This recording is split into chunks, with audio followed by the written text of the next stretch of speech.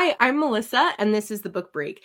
And today we're doing a unique episode that I'm excited to bring to you because guess what?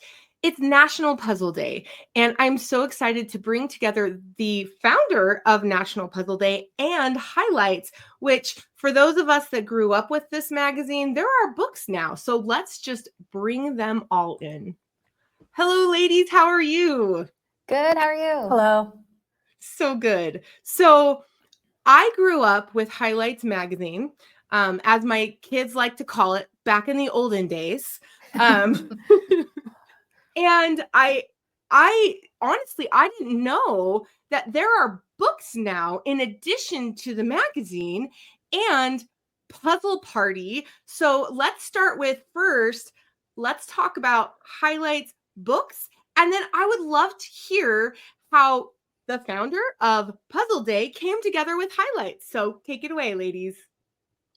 So the books you have there, those are our new Brain Play books. And Brain Play was born because kids were asking us for more puzzles and harder puzzles. And if you're familiar with Highlights, you know that we do all kinds of puzzles, mainly known for the hidden pictures puzzle, the one that's like a big black and white scene and you find little objects inside. And that's just one of many, many types of puzzles that we print and that we've invented. And so in Brain Play, we've collected some of our most challenging puzzles. We're coming up with new types of puzzles and giving the kids what they want, which is just more puzzles and harder puzzles. So there's Brain Play Magazine, which is an all puzzle magazine that you can get bi-monthly. And then there are Brain Play books, which kind of bring you into all these cool puzzle themes. And then Jodi, who founded National Puzzle Day, is just as big a puzzle enthusiast as we are at Highlights. So it just kind of made sense for us to collaborate on something fun for a National Puzzle Day. Yeah, Jodi, tell us more about how you got into this. Well, Puzzle Day started over 30 years ago, and it was the idea that I was looking for people who were also puzzle players. I was one of the younger generation who didn't have a lot of friends, but I loved puzzles. I loved everything about them, the knowledge, the fun, the intensity. And of course, when you finish it, you have that like little bit of confidence, which really helped me as a teen and young adult.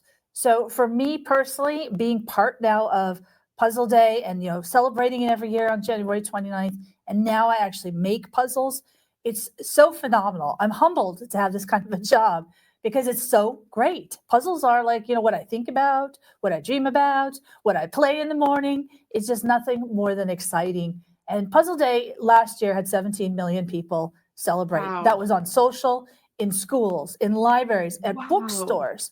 So this year, we know it's going to be huge. It's already been partying away on weekends, and the classrooms are doing it. And it just seemed natural that Highlights would actually come together with me and put together an activity kit that we could give kids, that we could give families, because they need good puzzles to play on this special day. That way, everyone has no excuse. We can all just do it together. And it really did come together nicely. And you can always download it for free, which I think is very important. So every child, every classroom, every educator has the opportunity to share the joy of puzzles. That is so fantastic. And, as someone that grew up with Highlights, and myself and my entire family were all puzzle nerds, and we love all different kinds of puzzles, I was super excited when I learned there was a National Puzzle Day. So I'm so glad that you all have teamed up. And Jodi, I know that you have a fur baby, as I like to say. And I just got to show this image again, because here is a really fun jigsaw puzzle. Who is the star of this jigsaw puzzle? That is my little adopted furmonger, Junebug. I decided last year and this year to have an official puzzle. It was important to me to share a jigsaw puzzle, because there's 900 different types of puzzles.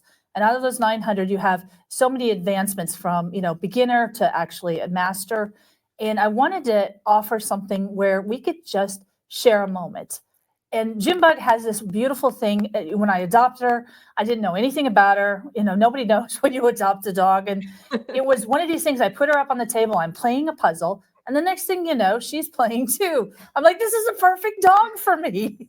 So for me personally, she represents puzzles as well. And, sometimes we forget the puzzles are good for our minds, but they're also good for our animals' minds. Our dogs, our cats, they have puzzles too.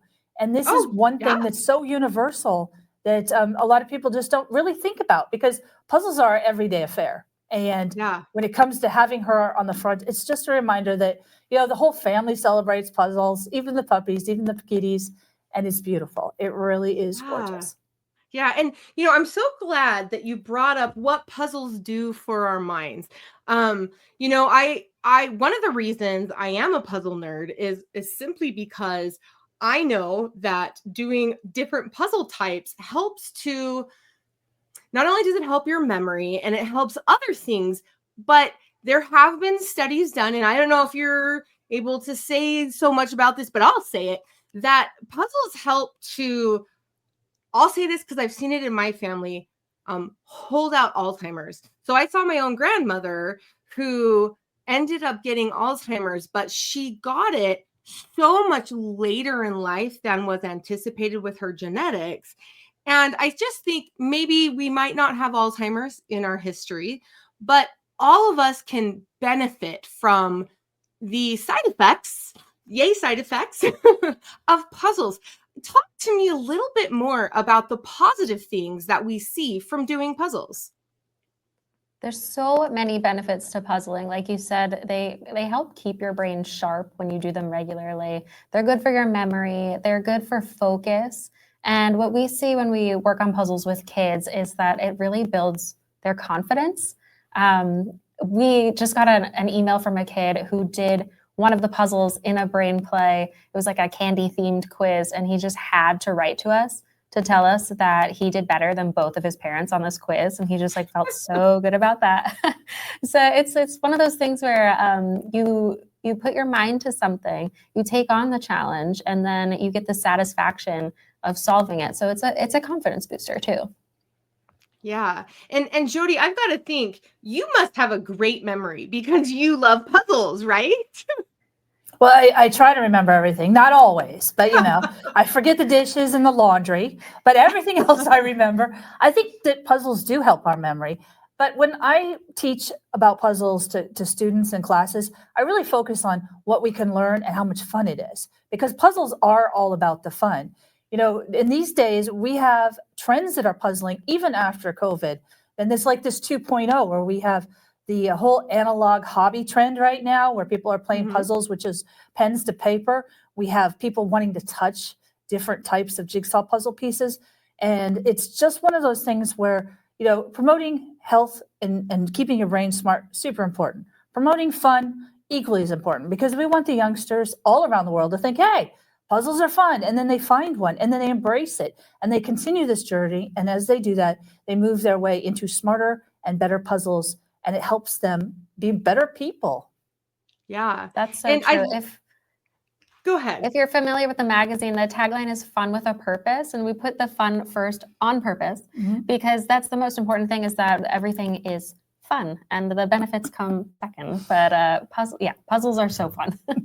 Yeah. And I love that you mentioned how a kid wrote to you and told you that they were able to do better than their parent. And you know what? I got to admit, that's exactly what happened in our house. I got these books and I was working with my kids, and I'm just going to, here's just a little bit of a page here. And so Sudoku, that's my jam, right? Like I give them a master at Sudoku, but finding the hidden pictures, I am not so great at that, but my kids rock that. And so I was struggling with one of them. I handed it to actually my 13-year-old son, and he was like, oh, Mom, I got this. And he was like, circle, circle, circle. And I was like, I sat there and looked at that thing forever and I couldn't find them, And That's amazing. What a confidence boost. That's so fun. Yes. Here's a tip. He was happy to show me. If you turn the page upside down, you might have an easier time finding hidden pictures. That's an insider tip for you. Oh, that is an awesome tip. All right. So it helps you ignore the scene kind of and see the objects a little more easily. You know what? All right, folks. So here is my book. Here it is, upside down. Yes. Try it that way. Yeah. We are totally going to find it that way. It's going to be excellent. Well, Ladies, thank you so much for being here. It's been so great to chat with you. And, for all of our viewers, you've got to check out these wonderful puzzle books that you can find online, pretty much, I think, anywhere books are sold. In addition to check out the fun things with National Puzzle Day. And thank you both so much. And to our viewers, we'll see you next time. Thank you for having us. Happy Puzzle Day.